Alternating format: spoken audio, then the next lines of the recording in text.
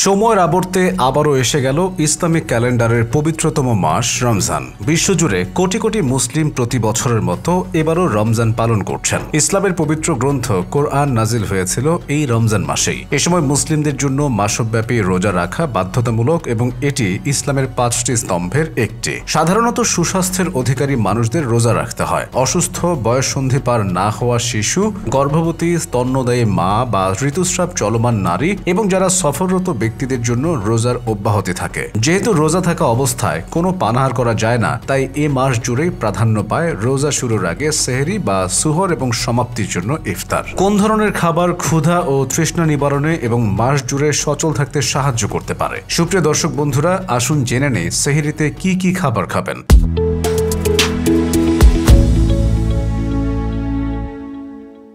রোজা রাখার প্রস্তুতি সেহরি দিয়ে শুরু হয়। এই জন্য সঠিক ধরনের খাবার খাওয়া গুরুত্বপূর্ণ, যা সারাদিনের ক্ষুধা মোকাবেলায় সাহায্য করবে।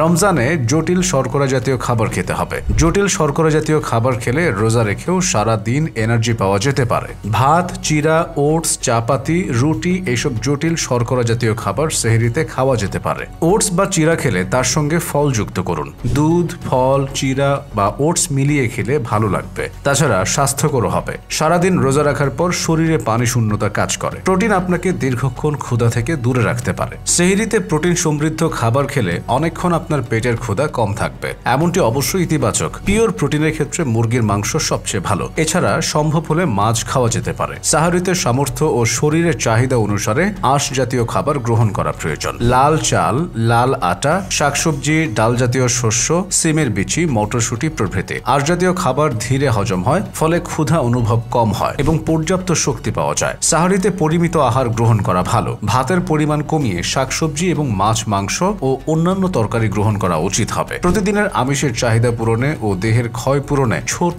বড় মাছ, মাংস, ডিম, ডাল, দুধ ও দুধ জাতীয় খাবার গ্রহণ করা প্রয়োজন। সেহরিতে 2টো খেজুর খেলে সারাদিন যথেষ্ট এনার্জি পাওয়া যায়। এমনকি ইফতারেও অনেকে খেজুর প্রত্যাশা করেন। খেজুর দ্রুত এনার্জি দেয়। তাছাড়া ফাইবার, প্রাকৃতিক চিনির উৎস হিসেবেও খেজুর অত্যন্ত জনপ্রিয়। রোজার দিনে পানি শূন্যতা রোধে সহজে হজম হয় এমন শাকসবজি যেমন লাউ, ঝিঙ্গে, পটল, চিচিঙ্গা, চালকুমড়া প্রভৃতিকে সাহারির খাদ্য তালিকায় অগ্রাধিকার দেয়া যেতে পারে। সাহারিতে খাবারের পর ফল রাখা যেতে পারে। সাহারিতে চা বা কফি জাতীয় পানীয় না রাখাই ভালো। এগুলোতে থাকা ক্যাফেইন তৃষ্ণার সৃষ্টি করে, অ্যাসিডিটি উৎপন্ন করে এবং খাদ্যের পুষ্টি পরিশোষণে বাধা দেয়। সাহারিতে অতিরিক্ত তেল, মশলা ও চর্বি জাতীয় খাবার এড়িয়ে চলা বাঞ্ছনীয়। তেহারি, খিচুড়ি, বিরিয়ানি প্রভৃতি সাহারিতে না খাওয়াই ভালো। এইসব খাবার হজম করতে দেহে প্রচুর পানি পরিশোষিত হয়, যা রোজাদারকে তৃষ্ণার্ত করবে। যেহেতু এখন গরমের সময়, এ কারণে সেহরিতে পর্যাপ্ত পরিমাণে পানি পান করুন এবং তরল খাবার খান। এতে শরীরের পানি শূন্যতা রোধ হবে।